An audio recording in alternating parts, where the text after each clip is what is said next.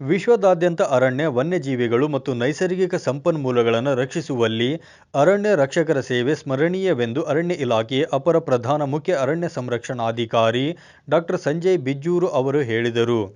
ಅರಣ್ಯ ಇಲಾಖೆ ಬಳ್ಳಾರಿ ಪ್ರಾದೇಶಿಕ ವಿಭಾಗದ ವತಿಯಿಂದ ಬಳ್ಳಾರಿ ನಗರದ ಬೆಳಗಲ್ ಕ್ರಾಸ್ನ ಸಸ್ಯ ಕ್ಷೇತ್ರದಲ್ಲಿ ಬುಧವಾರ ಏರ್ಪಡಿಸಿದ್ದ ವಿಶ್ವ ರೇಂಜರ್ ದಿನ ಹಾಗೂ ಪ್ರಕೃತಿ ಭವನ ಉದ್ಘಾಟನೆ ಸಮಾರಂಭಕ್ಕೆ ಚಾಲನೆ ನೀಡಿ ಅವರು ಮಾತನಾಡಿದರು.